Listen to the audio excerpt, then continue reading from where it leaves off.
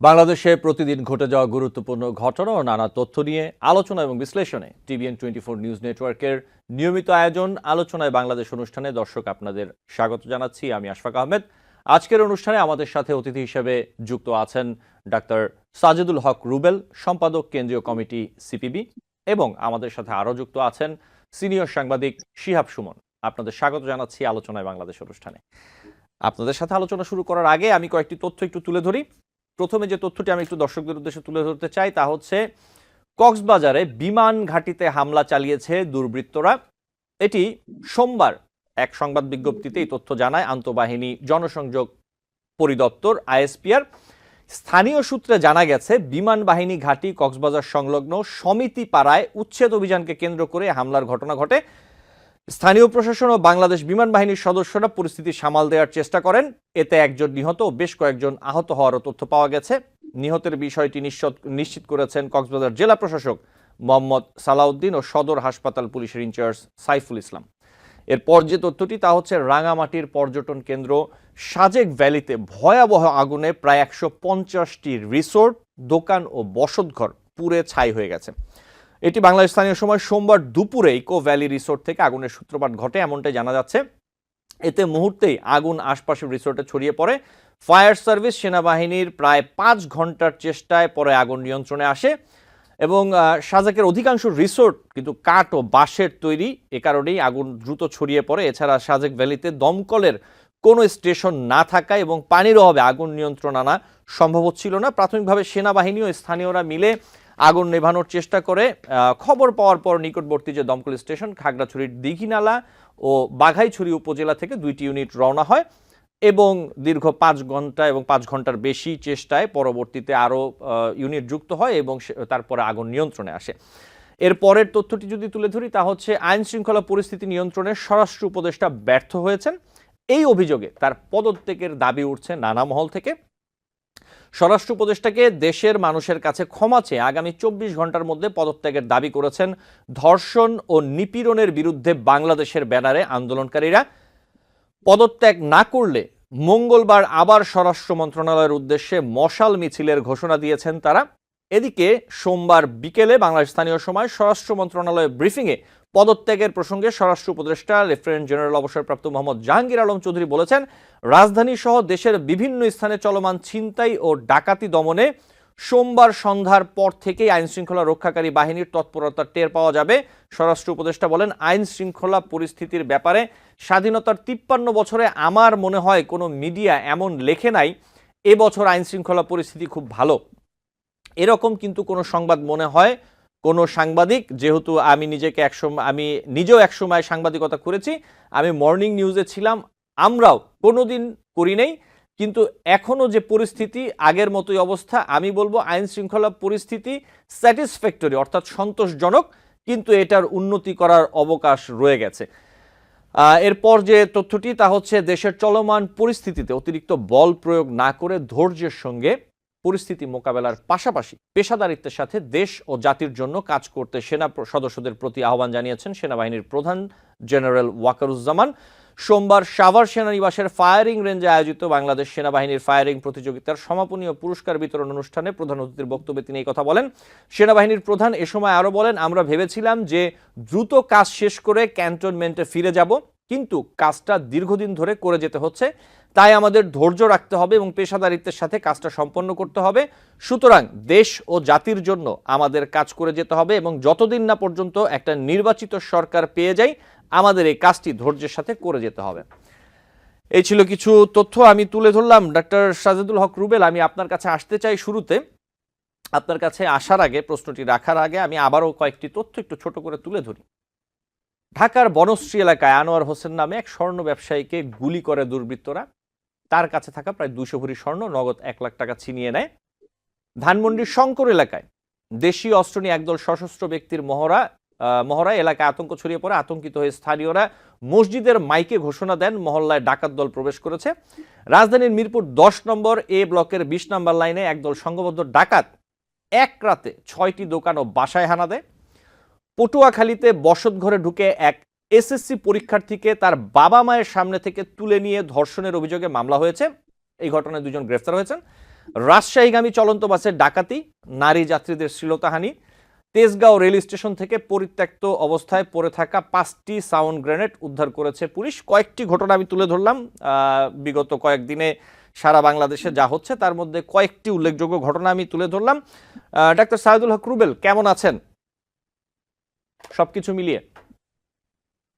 সবকিছু মিলিয়ে আমি এবং আপনারা সবাই খুব একটি ভালো থাকবার কথা না। যারা একটু সেন্সিবল মানুষ, আহ তাদের পক্ষে ভালো থাকা খুব কঠিন। আর এটা ঠিক আসলে গত কয়েকদিনেরই কি এই চিত্র? আমি কিন্তু ব্যক্তিগতভাবে তা আমি দেখি আমি না। সাম্প্রতিক চিত্রগুলো তুলে ধরলাম, হ্যাঁ, অবশ্যই না। সাম্প্রতিক, জি। কিন্তু এটা বলা যায় হচ্ছে বিগত কয়েক মাসের একটা অভিন্ন রূপ হচ্ছে এটা। একই রকম ঘটনা কিন্তু আমরা কয়েকটি মাস ধরে দেখে আসতেছি আর কি। তবে এখন একটু আমি মিডিয়াকে ধন্যবাদ জানাচ্ছি। মাঝখানে আমার কাছে মনে হয়েছিল এই যে চুরি, ডাকাতি, ছিনতাই, ধর্ষণ বা এখন খুনের একটা হিসাব পাওয়া যাচ্ছে যে প্রায় 250 খুন হয়েছে। এই 250 খুনের মধ্যে আসলে আমাদের মিডিয়াতে কয়টি খুনের কভারেজ আমরা পেয়েছি? আহ, এটা যদি একটা হিসাব করেন তাহলে কিন্তু খুব লজ্জা পেতে হবে আর কি। আমার অনুমান এবং আমার পর্যবেক্ষণ হচ্ছে যে 30 থেকে 40টি খুনেরও কিন্তু খবর সেই অর্থে আমাদের হচ্ছে বিভিন্ন ধরনের যে ইলেকট্রনিক বলেন বা প্রিন্ট মিডিয়া বলেন সেখানে আমরা পাই নাই আর কি। ঠিক আছে। এখন আমরা পুলিশ প্রশাসনের কাছ থেকে শুনছি যে গত 6 মাসে হচ্ছে যে 255টি হচ্ছে হত্যাকাণ্ড, খুনের ঘটনা ঘটেছে আর কি। এবং এই ব্যাপারটিকে তো আমরা হচ্ছে এতদিন হচ্ছে একরকম ভাবে বিষয়টি উপস্থাপন হতে দেখেছি আর কি। এখন মনে হয় যে সীমাকে প্রায় অতিক্রম করে ফেলেছে। এখন তাহলে পিঠ থেকে গেছে আমাদের। এবং এটার ক্ষেত্রে ব্রেক থ্রু হচ্ছে আমার মনে হয় যে রাজশাহীতে, যে রাজশাহীগামী যে বাসটি ছিল সেই বাসে ডাকাতি এবং সেখানে ধর্ষণের যে ঘটনা, শ্লীলতাহানির যে ঘটনা সেটি। তারপরেও এটাকে কিন্তু রাগঢাক গুড়গুড় করার চেষ্টা করা হয়েছিল। পুলিশ কর্মকর্তারা বলেছিল যে তারা ধর্ষণের কোনো অভিযোগ পায়নি, কিন্তু প্রত্যক্ষদর্শী বা সহযাত্রীরা যখন বলেছে যে তারা দেখেছে যে এক বা একাধিক নারীকে পিছে নিয়ে বাসের পিছনে নিয়ে যাওয়া হয়েছে এবং তাদের মধ্যে একজন নারী ছিল এবং যাকে ধর্ষণ করা হয়েছে এবং তিনি হিন্দু নারী নারী ছিলেন। ঠিক আছে। এবং তার আত্মচিৎকার বা তার স্বামী যে প্রতিরোধ করবার চেষ্টা করা হয়েছে, তাকে তখন পিটানো হয়েছে। এই ঘটনাটি তাও হচ্ছে বলা যায় একটু ভিন্ন ধরনের মিডিয়া, বিবিসি লন্ডন সবার আগে প্রথম এটি কিন্তু বললেন। তার আগ পর্যন্ত কিন্তু আমি অন্যান্য ইলেকট্রনিক মিডিয়াগুলোকে নিশ্চুপ থাকতে দেখেছি। বিবিসি লন্ডন এটাকে প্রকাশ করবার পর তারপর দেখলাম যে অন্যান্য মিডিয়া একটু হচ্ছে আস্তে আস্তে এটি প্রচার করা শুরু করলো এবং এটির কারণে আজকে হচ্ছে গিয়ে জনমনে একটি প্রচন্ড বিক্ষোভ তৈরি হয়েছে এবং তার প্রতিক্রিয়া তৈরি হয়েছে। এবং এই প্রতিক্রিয়াতে হচ্ছে যে আমাদের হচ্ছে স্বরাষ্ট্র উপদেষ্টার পদত্যাগের দাবিতে অনেকেই সোচ্চার হয়েছে। আর আমরা দীর্ঘদিন ধরে কয়েকটি রাজনৈতিক দল, বিশেষ করে বাংলাদেশের আমার পার্টি, বাংলাদেশের কমিউনিস্ট পার্টি বলেন, বাম গণতান্ত্রিক জোট বলেন, এমনকি বিএনপিও সহ আরো অনেক রাজনৈতিক দল বারবার বলে আসতেছিল যে আপনারা সংস্কার করবেন, অনেক কিছুই করবেন, কিন্তু মানুষের যে জানমালের যে নিরাপত্তা, ন্যূনতম যে নিরাপত্তা, সেটা নিশ্চিত করতে হচ্ছে এই অন্তর্বর্তীকালীন সরকার এবং সরকারের যে স্বরাষ্ট্র মন্ত্রণালয় রয়েছে, স্বরাষ্ট্র উপদেষ্টা রয়েছেন, তারা পুরোপুরি ব্যর্থ হচ্ছে। এবং এই ব্যর্থতার দায়ভারটাকে নেওয়া প্রয়োজন আছে আর কি। সেটা যদি দায়ভার, এটা এটা খুব আমার মতে যে তারা এখন হচ্ছে নতুন বন্দোবস্তের কথা বলতেছেন, হচ্ছে তা পুরোনো স্টাইল ফলো করবেন না। আমরা পুরোনো দিনে কি দেখেছি বিভিন্ন সরকারের আমলে, বিশেষ বিগত সরকারের আমলে, যতই ব্যর্থতা হোক, যতই ঘটনা ঘটুক, দুর্ঘটনা ঘটুক, তারা সাফাই গিয়েছে এবং সাফাই গিয়ে বলেছিল সবকিছু খুব সুন্দর আছে, তারা বেহেস্তে আছে, ইত্যাদি ইত্যাদি আছে, দেশ সিঙ্গাপুর হয়ে গেছে, এই ধরনের কথাবার্তা বলতে আমরা দেখেছি বিগত আওয়ামী লীগ সরকারের বিভিন্ন মন্ত্রীদেরকে। তো ঠিক তেমনি ভাবে এটা এড়াবার সুযোগ নাই। তারপর রাত জি। বিরাতে 3টার সময় হঠাৎ করে সাংবাদিক সম্মেলন, হঠাৎ করে হুমকি ধামকি। ঠিক আছে। এই বিষয়গুলো আমরা ঠিক বুঝে উঠতে পারছি না। জি। তবে এই সার্বিক ব্যর্থতার দায়ভার তো নেওয়াই উচিত এবং হচ্ছে স্বেচ্ছায় পদত্যাগ করা উচিত ছিল। যদি আত্মমর্যাদা আমাদের থাকে এবং সেই মর্যাদা অনুযায়ী কিন্তু সিদ্ধান্ত নেওয়াটা প্রয়োজন ছিল, এখনো আছে, জি, সুযোগ আছে শাহেদুল হক সেই। রুবেল, এই বিষয় নিয়ে আমি আরো আসবো আপনার কাছে। আমি একটু শিহাব সুমনের কাছে যাই। শিহাব সুমন, এই যে ঘটনাগুলো বললাম, আমি একটু যোগ করি। যেমনটা শাহেদুল হক রুবেল বলছিলেন, পুলিশ সদর দপ্তরের তথ্য বলছে শুধু রাজধানীতে গেল 6 মাসে খুনের ঘটনা 250 প্রায়, আর ছুরি চিন্তায় ও ডাকাতি 772টি। এবং শাহিদুল হক রুবেল যেমনটা বলছিলেন যে গণমাধ্যমকে আমরা অনেক ক্ষেত্রে চুপ থাকতে দেখেছি। এই বিষয়ে আপনার আসলে পর্যবেক্ষণ কি? বাংলাদেশের গণমাধ্যমগুলো কি কোনো কোনো ক্ষেত্রে চুপ থাকছে এইসব ঘটনার ক্ষেত্রে? কেন চুপ থাকছে তারা? গণমাধ্যম তো এখন স্বাধীন, গণমাধ্যম কেন চুপ থাকছে? ধন্যবাদ। পরিস্থিতি আসলেই খুব ভয়াবহ এবং উদ্বেগজনক পরিস্থিতি। আমার সহবক্তা যিনি বলছিলেন যে রিপোর্টেড হবার আগ পর্যন্ত আমরা হয়তো গণমাধ্যমের 30টি বা 50টির বেশি হত্যাকাণ্ডের কথা ঢাকা নগরীতে বসেই জানতে পারিনি। অথচ আমরা পরবর্তী সময়ে এখন পুলিশের পরিসংখ্যান নিয়ে জানতে পারলাম। একইভাবে আমি আমি ব্যক্তিগতভাবেও গণমাধ্যমের বিভিন্ন গণমাধ্যম ফলো করি প্রতিদিনই, ব্যক্তিগত প্রয়োজনে পড়ি। আমার কাছেও বিষয়টি খুবই নোটিসেবল লেগেছে, রাজশাহীর ঘটনাটি। রাজশাহী চলন্ত বাসে যে নারী শ্লীলতাহানি এবং ডাকাতির ঘটনাটি আমরা সোশ্যাল মিডিয়ায় এর আগের 48 ঘন্টা পর্যন্ত টুকটাক পাচ্ছিলাম, কিন্তু এগুলো অথেন্টিকেট করার মতো কোনো সুযোগ ছিল না। আমাদের মেইন স্ট্রিম কোনো মিডিয়ায় দেখিনি।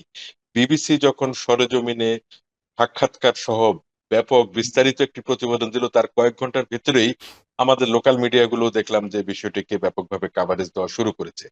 আমার মনে হয় কোথাও কোথাও আমাদের সেই খাঁচার পাখির মতো অবস্থা, দীর্ঘদিন খাঁচা বন্দি থাকতে থাকতে উঠতে ভুলে যাবার মতো কোনো সেলফ সেন্সরশিপ আরোপ করার একটি প্রবণতা আমাদের গণমাধ্যমের, লোকাল গণমাধ্যমের যারা নীতি নির্ধারণী বা সম্পাদকীয় পর্যায়ে আছেন তাদের ভেতরে দেখা যাচ্ছে কিনা আমি নিশ্চিত না। মেবি এটি একটি কারণ হতে পারে। তবে ঘটনা যাই হোক না কেন, পরিস্থিতি আহ সর্বোচ্চ সীমা, আমার ধারণা স্যাচুরেশন পয়েন্টও অনেক আগে হয়তো ক্রস করে গেছে।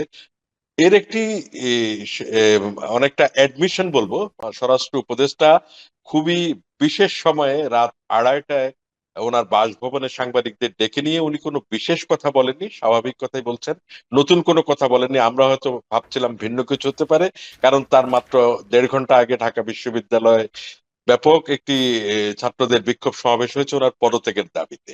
স্বাভাবিকভাবেই সাংবাদিকরা খুব উৎসুক হয়ে রাতে 2:30টায় গভীর রাতে ওনার বাসায় ভিড় করেন, কিন্তু আসলে তেমন কোনো ব্রেক থ্রু আমরা দেখিনি। যে কথাটা সকাল 11টায় উনি প্রেস ক্লাবে বা সচিবালয়ে এসে ওনার দপ্তরে সম্মেলন কক্ষে বলল, খুব ক্ষতিবৃদ্ধি হতো না। জি। এর মাধ্যমে একটি মাত্র নতুন বিষয় ছিল যে উনি স্বীকার করে নিয়েছেন পরিস্থিতি অনেকটাই নিয়ন্ত্রণের বাইরে। এটি একটি নজিরবিহীন ঘটনা।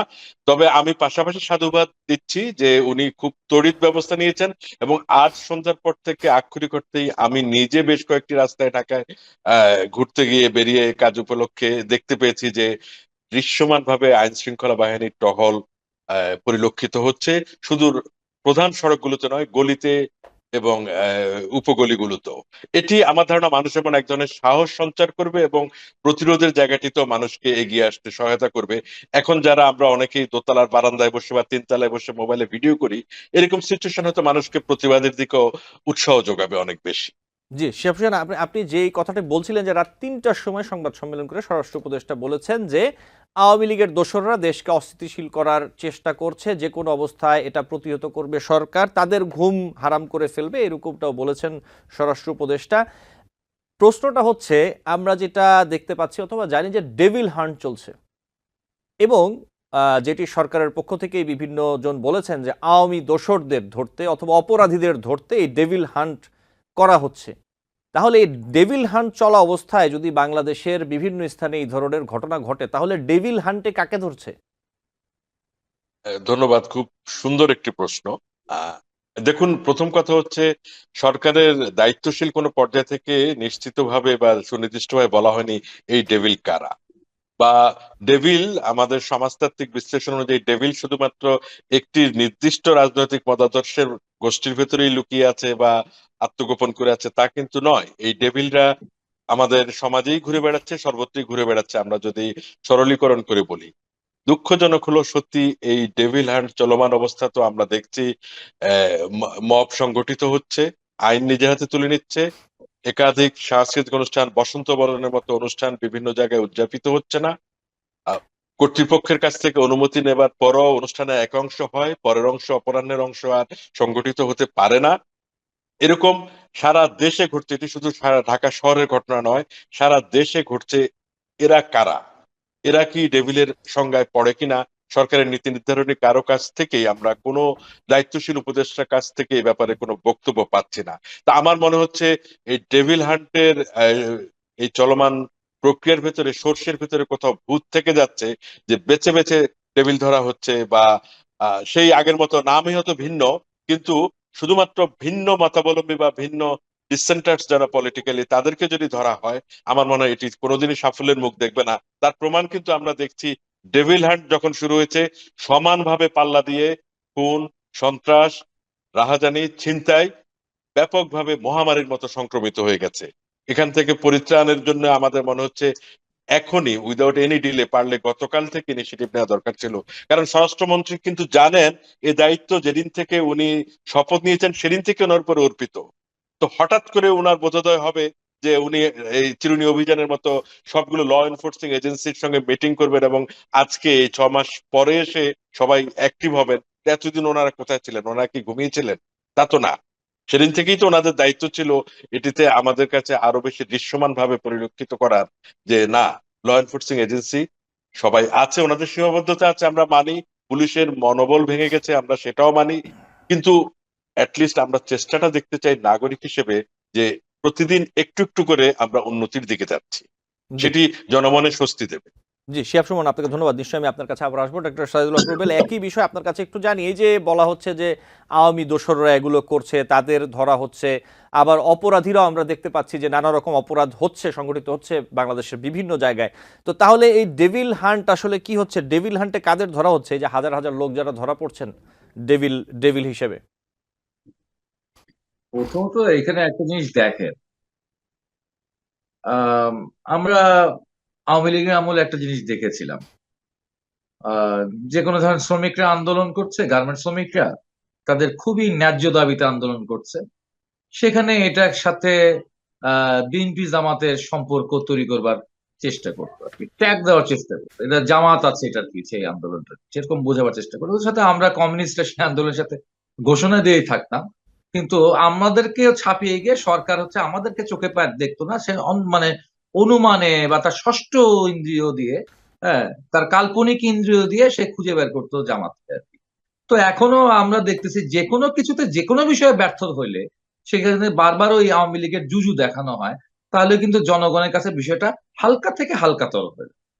কারণ আমি দেখছি আমার পাড়া মহল্লাতে আছে মানে এটা হলো, তারা হচ্ছে মানে সাধারণ ন্যাচারাল কিছু হচ্ছে অপরাধী আছে। তারা একটা বিশেষ পরিস্থিতি পাইছে যেখানে আইন শৃঙ্খলা পরিস্থিতি ভেঙে পড়ছে, যেখানে পুলিশ প্রশাসন বিগত 6 মাসের একটা ঐতিহাসিক কারণেই বলা যায় সে একদম বিপর্যস্ত। এরকম বিপর্যস্ত পরিস্থিতিতে হচ্ছে দেশে অরাজক একটা পরিস্থিতি তৈরি হয়েছে। সেই পরিস্থিতি একটু হচ্ছে গিয়ে সংগঠিত ভাবে পরিকল্পিত ভাবে নামলে বিষয়টাকে কন্ট্রোল করা যায়।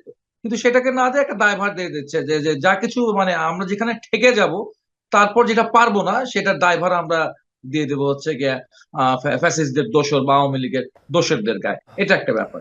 আর একটা ব্যাপার হচ্ছে যে ডেভিল হান্ট, হ্যাঁ, আমরা মনে করতে হবে ডেভিল হান্টটা কোন প্রেক্ষাপটে ডেভিল হান্টের হচ্ছে গিয়ে এই অপারেশনটা নামালেন স্বরাষ্ট্র উপদেষ্টা, এবং স্বরাষ্ট্র সচিব কি ধরনের বক্তব্য দিয়ে নামালেন আর কি। তখনই বোঝা গেছে এই বক্তব্য দিয়ে ডেভিল হান্ট বলতে তারা হচ্ছে যারা ক্রিমিনালস, বা তারা সেই যে সময় ওইখানে মব ভায়োলেন্স গুলো বাংলাদেশে হচ্ছিল 2-3 দিন ধরে, এই মব ভায়োলেন্স বা হচ্ছে গিয়ে যারা সাধারণ ক্রিমিনাল তাদের টার্গেট এই ডেভিল হান্ট নয়। এই ডেভিল হান্ট হচ্ছে মানে আহ, এই মব ভায়োলেন্সের এগেনস্টে যদি কোনো মব কাউন্টার মব তৈরি হয়, ওই কাউন্টার মবকে দমন করবে। কারণ গাজীপুরে একটা দুঃখজনক ঘটনা ঘটে গেছিল, মবের বিরুদ্ধে একটা কাউন্টার মব ঘটে গেছিল, এবং সেই কাউন্টার মবের কারণে আবার একটি একটা জীবন, একটা প্রাণ ঝরে গিয়েছিল। এবং তখন হয়ে গেল মব কাউন্টার মবের মাধ্যমে এক ধরনের রাওয়াইট রাওয়াইট পরিস্থিতি তৈরি হয়ে যাবে শেষ পর্যন্ত। তো সেই ক্ষেত্রে ডেভিল হান্ট হয়তো সেই ডেভিল হান্ট নামার পর সেই ধরনের হচ্ছে মবের এগেনস্টে কাউন্টার মব সেটা আর হয়নি। এটা আমি বলতে পারি, আমি ব্যক্তিগতভাবে বলছি আর কি, এটা এক ধরনের সফলতাই বলা যায় যে মব ভায়োলেন্স বন্ধ। কিন্তু তারপরে কতগুলো জিনিস দেখছি আমরা একের পর এক ঘটে যাচ্ছে। যেটা আমাদের শিহাব ভাইও বললেন আর কি, তার সাথে যুক্ত করে বলি যে একের পর এক লালন মেলা বাংলাদেশে বাংলাদেশে হতে পারছে না। হচ্ছে কি এবার মহিলা সমিতির যে নাট্য উৎসব ছিল সেটা বন্ধ করে দেওয়া হলো, না বসন্ত উৎসব বন্ধ হয়ে যায়, নাট্য উৎসব বন্ধ হয়ে যায়, ঠিক আছে, আমার সমস্ত সাংস্কৃতিক কর্মকাণ্ড গুলো বন্ধ হয়ে যাচ্ছে। এবং এই 21শে ফেব্রুয়ারি ধরে বাংলাদেশের বিভিন্ন জায়গায় শহীদ মিনারের অবমাননা করা হয়েছে, শহীদ মিনারকে ভাঙা হয়েছে, ঠিক আছে। এবং এ ব্যাপারে তো আমরা দৃশ্যমান কোনো বিষয় দেখি নাই যে অমুক জায়গায় শহীদ মিনার কেউ ভেঙেছে তার বিরুদ্ধে ব্যবস্থা গ্রহণ করছে, না, একদম খুব প্রাউডলি ফেসবুকে লাইভ দিয়ে যে সে শহীদ মিনারটা ভাঙতেছে, ঠিক আছে, সেই শহীদ মিনারকে ভাঙতেছে। এইরকম পর্যায়ে এরকম অধোগতি পর্যায়ে দেশ চলে যাচ্ছে। তো সেই ক্ষেত্রে আমি তো দেখি নির্বিকার, যে আমি ডাক্তার অন্তর্বর্তীকালীন সরকারকে দেখি খুবই নির্বিকার। তারা ডাক্তার মব হতে দিচ্ছে, মবটা হয়ে যাওয়ার পর, মব ভায়োলেন্স হয়ে যাওয়ার পর তারা বলছে এটা ঠিক হয়নি, এটা ঠিক হয়নি, এটা ঠিক হয়নি।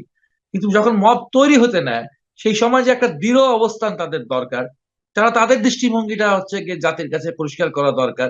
এবং সেটার মধ্য দিয়ে কিন্তু তারা মবটাকে বলা যায় হচ্ছে ইন্টেলেকচুয়ালি ফেস করতে পারে। এটার মধ্যে যে একটা দর্শন আছে, সেটাও একটা দর্শন, মবেরও একটা দর্শন আছে, শাহিদুল্লাহ সেই কুবেল, দর্শনটাকে কিন্তু তারা হচ্ছে সুইপ আউট করে দিতে পারে আলোচনার মধ্যে, না তারা সেটা করবে না। আমাকে একটি বিরতি সবাই নিতে যেন হবে। ভয় পায়। আর একটা জিনিস শিহাব ভাইকে আমি বলতে চাই, শিহাব ভাই বললেন যে দীর্ঘদিন ধরে 15 বছর ধরে মিডিয়া হচ্ছে একটা মানে শৃঙ্খলের মধ্যে ছিল, একটা খাঁচার মধ্যে ছিল, এখন খাঁচা খুলে দিয়েছেন, পাখি উঠতে ভুলে গেছে। বিষয়টা তা নয়, এখনো মিডিয়ার আসলে বাস্তবে ভয় পাওয়ার মতো অনেক বিষয় রয়েছে। এক সময় মিডিয়া হাউসে আসতো ডিজিএফআই, আসতো হচ্ছে কি পুলিশের লোক, এসে তারা হচ্ছে খবরদারি করতো। এখনো মিডিয়া হাউস খবরদারির মধ্যে আছে, তবে এখন হচ্ছে সরকারি খবরদারি না, এখন হচ্ছে বেসরকারি খবরদারি, মবের খবরদারি। এবং এই মবকে সবাই ভয় পায়। আমার স্বরাষ্ট্র উপদেষ্টারও উদাহরণ আছে, সারদাতে একবার সে মার্চ পাস্ট বাতিল করেছিল একটা ফেসবুকের ইয়ার কারণে, বলে সেও মবকে ভয় পায়, খোদ স্বরাষ্ট্র উপদেষ্টাও মবকে ভয় পায়। কিন্তু যে সে একটা শাহিদুল্লাহ জিনিসকে কুবেল, পাত্তা দেয় না, আমরা সেটা এই হচ্ছে এই যে বিষয়গুলো নিয়ে মানুষ একটা আলোচনা আন্দোলন করতেছে, পদত্যাগ দাবি করতেছে, এটাকে সে হচ্ছে আমলে নেয় না। এই কিন্তু বিষয়গুলো নিয়ে আমার মনে আলোচনা হয় করব। মবরাও যদি আন্দোলন করতো, আসতো, তাহলে সে ক্ষমতা ছেড়ে চলে যেত। যে এই দেশে বিষয়গুলো আসলে নিয়ে আমরা মবক্রেসি চলতেছে। আমরা আরো আলোচনা করবো। এই বিষয়গুলো নিয়ে আমাকে একটি বিরতি নিতে হবে। দর্শক, আলোচনায় বাংলাদেশ অনুষ্ঠানে নিচ্ছি ছোট্ট একটি বিরতি, সাথে থাকবেন। টিভিএন 24 টেলিভিশন দেখতে আজই কল করুন 7187776556। লগ ইন করুন www.totalcablebd.com। দর্শক, আলোচনায় বাংলাদেশ অনুষ্ঠানে আপনাদের আবারও স্বাগত জানাচ্ছি। আমি সরাসরি আলোচনায় চলে যেতে চাই। আমি একটু শিহাব সুমন আপনার কাছে আসি, আমি একটু প্রশ্নটা রাখি। স্বরাষ্ট্র উপদেষ্টা বলেছেন যে আগে কি হতো, যেমন বনশ্রীর ঘটনাটি জানতে জানতে 2 দিন সময় লেগে যেত, এখন সঙ্গে সঙ্গে ঘটনা জেনে যাওয়া যায় এবং ছোটখাটো ঘটনা সব সময় আগেও ঘটেছে, 2-1 দিন আগেও ঘটেছে। আমি বলবো আইন শৃঙ্খলা পরিস্থিতি স্যাটিসফ্যাক্টরি, অর্থাৎ সন্তোষজনক রয়েছে। এখন আমরা যদি দেখি যে সবচেয়ে শক্তিশালী গণতন্ত্রের দেশ আমরা যেটিকে বলি অথবা আমরা দেখি, যদি যে আমেরিকায় প্রতিদিন কিন্তু অন এভারেজ 100-র উপরে মানুষ গুলিবিদ্ধ হয়ে মারা যান। ইউএসএতে যদি আমরা বিভিন্ন তথ্যপাত্র ঘেটে দিকে অন এভারেজ 100-125 জনের মতো গুলিবিদ্ধ হয়ে মারা যান, এবং তাছাড়াও নানা রকমের অপরাধ, ক্রাইম কিন্তু সেখানে হয়।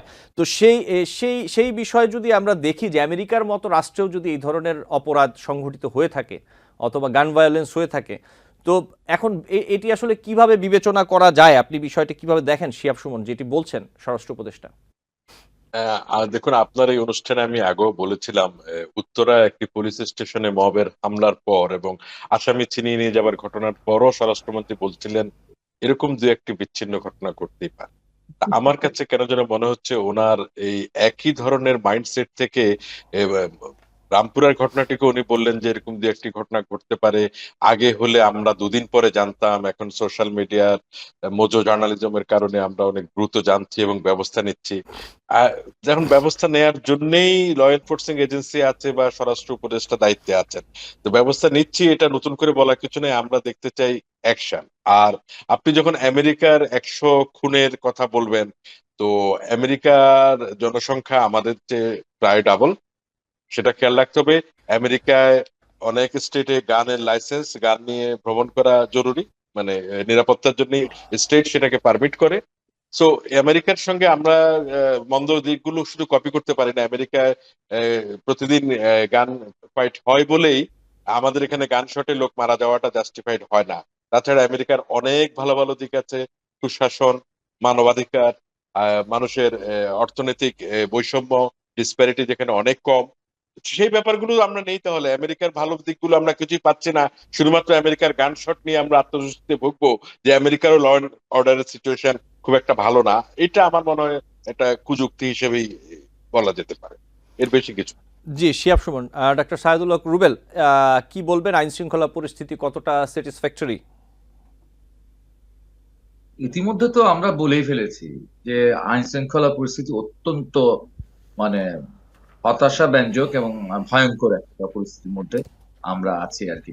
বিশেষ করে ঠিক এই মুহূর্তে আমাদের বর্তমান অন্তর্বর্তীকালীন সরকার যে চ্যালেঞ্জ মোকাবেলা করছে, বা আমরা যদি বলি আমাদের প্রধান উপদেষ্টার ভাষায়, যে তিনি সেকেন্ড ইনিংস শুরু করেছেন। ফার্স্ট ইনিংস গেছে বিগত 6 মাস, এখন সেকেন্ড ইনিংস শুরু করেছেন। এই সেকেন্ড ইনিংসের তার উদ্দেশ্যের জায়গাটা হচ্ছে যে 6টা সংস্কার কমিশনের প্রস্তাবনা তিনি একটা ঐক্যমত্যের বৈঠকে, জাতীয় ঐক্য কমিশনের প্রথম বৈঠকে উত্থাপন করেছেন, এবং এটার ব্যাপারে সমস্ত রাজনৈতিক দলগুলো একটা ঐক্যমত্য করে তিনি হচ্ছে সামনের ধাপে নির্বাচনের দিকে অগ্রসর হবেন। এরকম একটা ফেজে সবচেয়ে বড় মানে মানে অসঙ্গতির জায়গায় বা সবচেয়ে পিচ্ছিল জায়গায়, যে পিচ্ছিল জায়গা দিয়ে অন্তর্বর্তীকালীন সরকার আটকে যাবে বা পড়ে যাবে, এরকম একটা ভয়ানক জায়গাটা হচ্ছে এই আইন শৃঙ্খলা পরিস্থিতি নিয়ন্ত্রণের ব্যর্থতা। ফলে এটি হলো আমার মনে হয় খুবই গুরুত্বের সাথে উপদেষ্টা পরিষদকে গ্রহণ করতে হবে, এবং জি, এই জায়গায় আমার মনে হয় হচ্ছে গিয়ে দায়িত্বশীলতার সাথে বিষয়টা মোকাবেলা করে, এবং এখানে যদি পরিবর্তন করতে হয় অবশ্যই পরিবর্তন করা দরকার। জি, কিন্তু এটা ঠিক। আমি মনে করি যে স্বরাষ্ট্র উপদেষ্টার আত্ম উপলব্ধি থেকেই বিষয়টা আসা প্রয়োজন ছিল।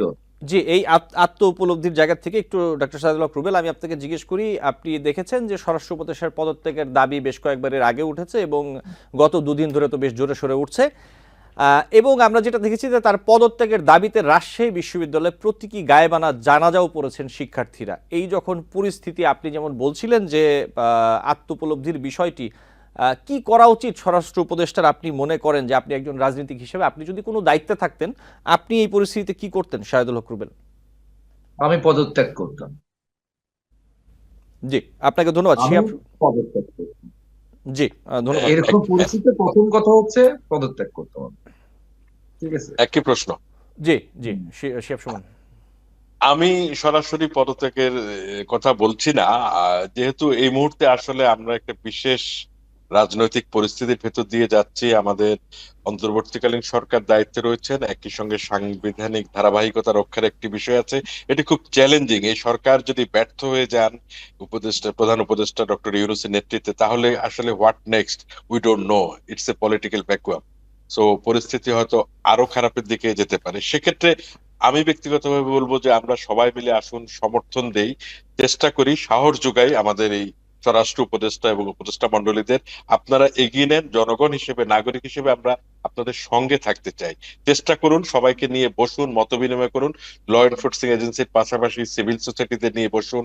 আপনারা সব লোকাল গভর্নমেন্ট প্রতিনিধিদের বিলুপ্ত করে ফেলছেন, তো তাদের নিয়ে বসার সুযোগ নেই। অন্তত সিভিল সোসাইটিতে যারা অ্যাক্টিভ আছেন তাদের সঙ্গে বসে কিছু পরামর্শ নিন। যেহেতু যেরকম কমিশন গঠন করেছেন আপনারা সংস্কারের জন্য, এরকম ইমিডিয়েট ল এনফোর্সমেন্ট সিচুয়েশন আরো বেটারমেন্টের জন্য কি সংস্কার বা কি ইনিশিয়েটিভ নেওয়া যেতে পারে, সবার মতামত দরকার। আমি একটু ব্যক্তিগতভাবে মনে করি যে অন্তত মহানগরীগুলো যেগুলোর পরিস্থিতি খুবই খারাপ, অ্যাটলিস্ট রাত 12টা থেকে ভোর 5টা পর্যন্ত সান্ধ্য আইন জারি করার কথা ভাবতে পারেন স্বরাষ্ট্র উপদেষ্টা। একটা নিউট্রাল সিচুয়েশন থেকে হয়তো আমরা আবার রিস্টার্ট দিতে পারবো। মানুষের মনে এখন আমরা সবাই রাজা, আমাদের এই রাজার রাজত্বে, এই এক অনুভূতি চলে আসছে বিভিন্ন শ্রেণী পেশা মানুষের ভেতর। শুধুমাত্র আমি বলবো না যে যারা ছিনতাইকারী বা আইন শৃঙ্খলা পরিস্থিতি উদ্ভব করছেন তাদের না, সাধারণ বিভিন্ন শ্রেণী পেশার মানুষের ভেতরে আমি দেখি, রিক্সাওয়ালাদের ভিতরে দেখি যে আইন মানার কোনো টেন্ডেন্সি নেই। সিগন্যাল, ট্রাফিক সিগন্যাল কোথায় ভায়োলেট হচ্ছে, কোথায় কে যাচ্ছে, কে আসছে, কোথাও কোনো নিয়ম শৃঙ্খলা নেই। একটা দেশ, সমাজ বা জাতি তো এভাবে সামনে এগোতে পারে না। আমি বলবো যে কোনো একটা জায়গা থেকে আমাদের রিস্টার্ট দিয়ে শুরু করতে হবে। জি, শিহাব সুমন, আপনি যেমনটা বলছেন, ডক্টর শাহজাদুল হক রুবেল, আমি একটু এই বিষয়ে, আপনি একটু আগে বলছিলেন যে প্রথম ইনিংস শেষ করে সরকারের যে দ্বিতীয় ইনিংস শুরু হয়েছে, শিহাব সুমন যেমনটা বলছিলেন যে অবশ্যই সহযোগিতা করতে হবে সরকারকে, এই সরকার এবং যে কোনো সরকারকে, নাগরিককে এবং সবাইকে, রাজনৈতিক দলগুলোকে সহযোগিতা করতে হবে, অন্যান্য রাজনৈতিক দলগুলোকে। কিন্তু আপনি যেমনটা বলছিলেন, বর্তমান সরকারের প্রথম ইনিংসে 6 মাসের যে সংগ্রহ, যে রান সংগ্রহ, তা কি দ্বিতীয় ইনিংসের জন্য কতটা পর্যাপ্ত বলে আপনার কাছে মনে হচ্ছে? সরকার কি ফলো অনে আছে, নাকি সরকার একটি অ্যাডভান্টেজে আছে, রানের সংগ্রহটা ভালো হচ্ছে? কি কি পর্যায়ে দেখছেন আপনি, ডক্টর শাহজাদুল হক রুবেল? প্রথমত সরকার লিডে নাই, লিড করতে পারে নাই খুব বেশি প্রথম ইনিংস থেকে, এটা একটু দেখতে হবে। কারণ প্রথম ইনিংসের ন্যূনতম 3টা জায়গা ধরেন, যে 3টা জিনিস মানুষ খুব স্পষ্টভাবে বুঝেছে। একটি হচ্ছে দ্রব্যমূল্য নিয়ন্ত্রণে ব্যর্থতা, 2 নম্বর বিষয়টা হচ্ছে যে আপনার এই আইন শৃঙ্খলা পরিস্থিতির ব্যর্থতা, 3 নম্বর একটি বিষয় আছে, সেটা হচ্ছে 6টি মাস চলে গেছে এই যে এই ছাত্র হত্যাগুলোকে কেন্দ্র করে, এই মানুষ হত্যাগুলোকে কেন্দ্র করে এত বড় একটা রাজনৈতিক পরিবর্তন হলো, এত বড় একটা গণ অভ্যুত্থান ঘটলো।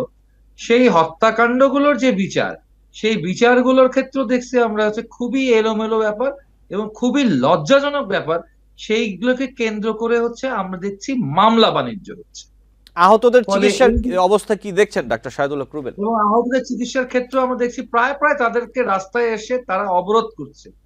মানে যারা আহত, যারা অসুস্থ, তারা হাসপাতাল থেকে রাস্তায় নেমে আসতেছে, সেখানে এসে তারা অবরোধ করতেছে, অবরোধ করে বলতেছে তাদের চিকিৎসার সুব্যবস্থা হচ্ছে না। অর্থাৎ তাহলে দেখা গেল যে প্রথম 6 মাসে যে আমরা সফলতার জন্য আমরা খুব আত্মম্ভরিতা প্রকাশ করব, এইটা তো আসলে একান্তই হচ্ছে যে পুরোনো দিনের যে রাজনৈতিক দলগুলো রয়েছে তাদেরই হচ্ছে অন্যতম বৈশিষ্ট্য। আমার মনে পড়ে যায় একজন স্বরাষ্ট্রমন্ত্রীর কথা, আমরা তখন ছাত্রনেতা ছিলাম। তিনি বলেছিলেন, air vice marshal Altaf Hossain, ও ক্রস ফায়ারে একটা মানে বাচ্চা, কোলের বাচ্চা 6 মাসের শিশু হত্যা হয়েছিল সেই সময় র্যাবের ক্রস ফায়ারে, তখন বিএনপির স্বরাষ্ট্রমন্ত্রী ছিলেন। তিনি বলেছিলেন আল্লাহর মাল আল্লাহ নিয়ে গেছে। আবার আমরা আব্দুল মাল মুহিতকে দেখেছিলাম যে 5,000 কোটি টাকা যখন হচ্ছে সোনালী ব্যাংকের করে দিল, তখন বলছে 5,000 কোটি টাকা খুব সামান্য টাকা। ঠিক একই সুরে, একই রকম সুরে তারা এখন আমাদেরকে বুঝ দেবার চেষ্টা করছে। ফলে তারা যে এই যে সংস্কৃতি যেটা রয়েছে, স্বৈরতন্ত্রের যে সংস্কৃতি রয়েছে, সেই সংস্কৃতি থেকে কিন্তু খুব একটা বেরোয় আসেন না। তাদের বৈশিষ্ট্যটা হচ্ছে এই জায়গায়। এই কারণে আমি পদত্যাগ করতে চাই। এটা যদি পৃথিবীর একটি উন্নত গণতান্ত্রিক দেশ হতো, সেই গণতান্ত্রিক দেশের যিনি হচ্ছে গিয়ে হোম মিনিস্ট্রির দায়িত্বে থাকতেন, তিনি যখন হচ্ছে রাজশাহীতে এই ঘটনাটা ঘটলো, যখন আমার বোনের যেখানে হচ্ছে গিয়ে ইজ্জতকে হরণ করা হতো, তাহলে পৃথিবীর সেই উন্নত গণতান্ত্রিক দেশের মানবিক মূল্যবোধ সম্পন্ন একজন মন্ত্রী বা একজন উপদেষ্টা কি করত? নিশ্চিতভাবে সে পদত্যাগ করতো। এবং উন্নত দেশ লাগবে না, পাশের দেশ ভারতও দেখা গিয়েছে যে আজকে যে ভারতের পশ্চিমবাংলার মুখ্যমন্ত্রী, রেল দুর্ঘটনা হয়েছে, রেলমন্ত্রী থেকে পদত্যাগ করে ফেলছে। এরকম ঘটনা আমরা ভারতবর্ষ 2-1 জায়গায় দেখেছি আর কি। তা তো আমাদের চেয়ে খুব বেশি উন্নত না, যদি পুরাতন গণতান্ত্রিক দেশ, তারপর সেখানেও আমরা দেখেছি। আর পশ্চিমা বিশ্বে তো এটা আমরা অহরহ শাহজাদুল হক দেখি। রুবেল, আমার হাতে সময় কম, আমি একটু আপনার কাছে আসি। আমাকে একটু ছোট ছোট করে যদি বলেন, আমি আরেকটি প্রশ্নে আসি এই সংশ্লিষ্টই, সেটি হচ্ছে যে দেশের বর্তমান আইন শৃঙ্খলা পরিস্থিতি নিয়ে আইন উপদেষ্টা আসিফ নজরুল বলেছেন যে আমাদের ব্যর্থতা আছে, এটা অস্বীকার করার কোনো রকম উপায় নেই। এই ব্যর্থতা উত্তরণের জন্য প্রচণ্ড তাড়না ও চেষ্টা আছে। এই যে সরকারের তাড়না ও চেষ্টা, আপনি কতটা তুষ্ট, কতটা সাহস পাচ্ছেন ও নিরাপদ বোধ করছেন, শাহজাদুল হক রুবেল? আমি ওনার বক্তব্যের মাধুর্যে আমি মুগ্ধ। ঠিক আছে, তার বক্তব্যটা খুব সুন্দর দিয়েছেন আজকে, তিনি পড়েছি এবং শুনেছি, খুব সুন্দর লেগেছে। কিন্তু ইমপ্লিকেশন, প্রয়োগ, প্রয়োগটাই হচ্ছে আসল কথা। আমার কথা কত সুন্দর হচ্ছে, আপনার কথা আসিফ নজরুল ভাইয়ের কথা কত সুন্দর লাগছে শুনতে, সেটা দেখার বিষয়টা। আসলে প্রয়োগটা কতটুক হচ্ছে আর কি। আমি প্রয়োগের ক্ষেত্রে তো পাস মার্ক দিতে পারছি না। বক্তব্য চমৎকার, বক্তব্যে আন্তরিকতা রয়েছে, কিন্তু একই সাথে প্রয়োগেও আন্তরিকতা আহ দেখাতে হবে, ফলাফল চাই। জি, শিহাব সুমন, একই বিষয়? হ্যাঁ, আমি রুবেল ভাইয়ের সঙ্গে অনেকটাই একমত। আসিফ ভাই বরাবরই সুন্দর বলেন। আজও আমিও শুনেছি ওনার বক্তব্য, উনি খুবই চমৎকার ভাবে একটি ব্যালেন্সড অবস্থান নিয়েছেন, ব্যর্থতা স্বীকার করে নিয়েছেন এবং বলছেন আমাদের আত্মতুষ্টিতে ভোগার সুযোগ নেই। তবে হ্যাঁ, যেটি রুবেল ভাই বলছিলেন, আমি বলবো যে এই সরকারকে আসলে প্রায়োরিটি ঠিক করতে হবে। এখন রাষ্ট্র পরিচালনার ওনাদের যে সেকেন্ড ইনিংস ওনারা আছেন, এই সেকেন্ড ইনিংস এর দুটো দিক। একটি হচ্ছে দৈনন্দিন কার্যক্রম পরিচালনা। দৈনন্দিন কার্যক্রম বলতে মানুষের জীবনযাত্রার ল এন্ড অর্ডার পরিস্থিতি, পাশাপাশি আমরা যেটা বললাম, পাশাপাশি দ্রব্যমূল্য পরিস্থিতি। মানুষ, সামনে রমাদান আসছে, মানুষ কতটুকু স্বস্তিতে বাজারে যেতে পারবে আমরা জানি না। এখনই ভোজ্য তেল এখনো উধাও মার্কেট থেকে। তো এই বিষয়গুলো ল এন্ড অর্ডার পাশাপাশি দ্রব্যমূল্য যদি সহনশীল রাখা যেত, ব্যবসা বাণিজ্যের স্থবিরতা যদি কাটানো যায়, এই প্রায়োরিটি গুলো কিন্তু আমি দেখছি না উপদেষ্টাদের কথায়। শুধুমাত্র প্রতিদিন সংস্কারের কথা বললে মানুষ যদি সংস্কার পর্যন্ত, মানুষ বাঁচবে কিনা, বা মানুষ যদি একটি নীরব দুর্ভিক্ষের ভিতর দিয়ে যায় মানুষের দৈনন্দিন জীবন, সেক্ষেত্রে এই সংস্কার একেবারেই অর্থহীন। কার জন্য সংস্কার, কিসের সংস্কার? মানুষ কিন্তু তখন আরেকবার রাস্তায় নেমে আসার পরিস্থিতি তৈরি হবে। আর আসিফ ভাই আজকে যেটি বললেন, কিন্তু ওনার কথা সুন্দর, চেতনা, স্পিরিট খুবই ভালো, কিন্তু আমরা বাস্তবায়ন দেখি না। আমি যেটা বলছিলাম প্রায়োরিটির কথা, যে মামলা বাণিজ্যের মহড়া চলছে সারা দেশ জুড়ে গত 6 মাস ধরে, ওনার মন্ত্রণালয় এর সঙ্গে অ্যাক্টিভলি দায়বর্তায় ওনার উপরে, আমরা দেখিনি আজ পর্যন্ত উনি এই বিষয়ে কোনো কমিশন গঠন করেছেন যে ভুয়া মামলা কাদেরকে দেওয়া হচ্ছে। সাকিব আল হাসানের মতো খেলোয়াড় নিশ্চয়ই হত্যা মামলার আসামি হিসেবে শেষ পর্যন্ত আদালতে কতটা শাস্তি পাবেন আমি নিশ্চিত নই। এরকম অসংখ্য মামলা রয়েছে, যে একটি মামলায় একজন না, 400-500 জনকে ইমপ্লিকেট করে চার্জশিট দেওয়া হচ্ছে, আসামি করা হচ্ছে। এই বিষয়গুলো কিন্তু শেষ পর্যন্ত বিচার প্রক্রিয়াকে শ্লথ করবে। এবং আদৌ আগামী এই 6 মাস বা 1 বছর, যে কয়েক মাস আছে এই সরকারের, তারা কতদূর এই বিচার প্রক্রিয়া শেষ করে যেতে পারবেন সেটি আমরা নিশ্চিত নই। তাহলে এই পুরো সংস্কার এবং প্রক্রিয়াটি, যা এতদিন ধরে বলে আসছেন উপদেষ্টা মন্ডলী, পুরোটাই অর্থহীন হয়ে যাবে শেষ পর্যন্ত, যদি আমরা অন্তত 10 জনকেও প্রতীকী ভাবেও যদি বিচার শেষ করে যেতে না পারেন এই সরকার, প্রমাণিত ভাবে। তো আমি বলছি যে অর্থবহ ভাবে ওনাদেরকে আসলে মামলাগুলো দায়ের করতে হবে, এবং ভুয়া মামলা, গায়েবী মামলা যেগুলো আসিফ নজরুলের মন্ত্রণালয়ের ভেতরে পড়ে, এগুলো থেকে মানুষকে নিষ্কৃতি দিতে হবে। তা না হলে কিন্তু প্রবল পরাক্রমশালী আমরা শেখ হাসিনা সরকারকে দেখেছি জন অভ্যুত্থানের মুখে গদি ছাড়তে হয়েছে। আর তত্ত্বাবধায়ক সরকারদের সেক্ষেত্রে তো সমর্থন মানুষের দোদুল্যমান, প্রতিদিনই বাড়ে এবং কমে এই গ্রাফ। আমি জানি না ওনারা শেষ পর্যন্ত কোন প্রায়োরিটি নিয়ে কত দূর এগোবেন, জি, সেটা শিহাব সুমন, ওনাদেরকে আপনাকে এখনই ঠিক করতে হবে। জি, আপনাকে ধন্যবাদ ডক্টর শাহিদুল হক রুবেল। আমার হাতে সময় কম, আমি আপনার কাছে একটি প্রশ্ন রাখি। দেশের চলমান পরিস্থিতি অতিরিক্ত বল প্রয়োগ না করে ধৈর্যের সঙ্গে পরিস্থিতি মোকাবেলার পাশাপাশি পেশাদারিত্বের সাথে দেশ ও জাতির জন্য কাজ করতে সেনা সদস্যদের প্রতি আহ্বান জানিয়েছেন সেনাবাহিনীর প্রধান জেনারেল ওয়াকারুজ্জামান। সেনাবাহিনীর প্রধানের এই বক্তব্য আপনার কাছে কেমন মনে হচ্ছে দেশের আইন শৃঙ্খলা পরিস্থিতি বিবেচনায় রেখে? ছোট করে একটু বলবেন যদি। বল জি, প্রয়োগ তো আমি সেভাবে দেখছি না আর কি। আমরা অতীত অপারেশন ক্লিন হার্ট দেখেছি, আরো অনেক কিছু দেখেছি। তো 111-এর সময় আমরা দেখেছি। তো সেই তুলনায় আমাদের এবারের মানে সামরিক বাহিনীর ম্যাজিস্ট্রেসি পাওয়ার পরও আমার একটা বিশ্বাস ছিল যে যখন আমি শুনলাম যে সামরিক বাহিনীকে ম্যাজিস্ট্রেসি পাওয়ার দেওয়া হয়েছে, আমার মনে হয়েছিল এবার হচ্ছে পরিস্থিতি শান্ত হয়ে আসবে, এবার হচ্ছে ল অ্যান্ড অর্ডার সিচুয়েশনটা ডেভেলপ করবে। কিন্তু কোথায় ডেভেলপমেন্ট, কোথায় স্বস্তি? আমরা তো স্বস্তি পেলাম না। তো এখনো খুব বেশি তারা হচ্ছে পেশাদারিত্বের সাথে মানে কাজ করছেন। হয়তো আমার দৃষ্টিতে মিস হয়ে যাচ্ছে। কিন্তু আমি মনে করি যে হচ্ছে যতটুকু ফার্মলি তাদের হ্যান্ডেল করা দরকার ছিল, ততটা ফার্মলি তারা হ্যান্ডেল করেননি এখন। ঠিক আছে, করেননি। এবং আমার মনে হয় না যে যদি সেই মুভটা থাকতো, একটু শক্ত মুভটা থাকতো, অতীতের মতো, অতীতের অপারেশন ক্লিন হার্ট বলেন বা 111-এর পর আমরা যেভাবে দেখেছিলাম সামরিক বাহিনীর মানে বিষয়গুলোকে শক্ত হাতে তারা মোকাবেলা করেছে। এখন সেক্ষেত্রে তারা যদি আরো দুর্বল হয়, এখন পেশাদারিত্ব বলতে নিশ্চয়ই হচ্ছে ধৈর্য। পেশাদারিত্ব মানে হচ্ছে দুর্বলতা নয়। ঠিক আছে? বা দর্শকের মতো, যেমন আমরা দেখেছি ধানমন্ডি 32-এ বা বিভিন্ন সময় বিভিন্ন জায়গায় যখন ঘটনা ঘটছে তারা পাশে দাঁড়িয়ে থাকছে। বা ঘটনা ঘটা শেষ, এই যে সেই যাত্রাবাড়িতে মোল্লা কলেজ যখন ভাঙা হলো, সেখানে সামরিক বাহিনী গিয়েছিলেন। কিন্তু জি। ভাঙা চূড়া সব শেষ। ডাক্তার তারপর শাহেদুল হক তারা রুবেল, গিয়েছিল। আমার সময় একদম শেষ। আমি দুঃখিত আপনাকে থামাতে হলো। নিশ্চয়ই অন্য কোনো দিন আপনার সাথে আরো অন্যান্য বিষয়ে নিয়ে আলোচনা হবে। আপনাকে অনেক ধন্যবাদ। শিহাব সুমন, আপনাকে আন্তরিকভাবে ধন্যবাদ জানাচ্ছি আজকে যুক্ত হওয়ার জন্য এবং দুজনকেই সময় দেওয়ার জন্য। দুজনই ভালো থাকবেন। কথা হবে নিশ্চয়ই। আপনাদের মূল্যবান মতামত আমাদের দর্শক আবারও পরবর্তীতে শুনতে পারবেন। ভালো থাকবেন দর্শক। আলোচনায় বাংলাদেশ অনুষ্ঠানে আজ এই পর্যন্তই। পরবর্তী অনুষ্ঠান দেখার আমন্ত্রণ জানিয়ে বিদায় নিচ্ছি।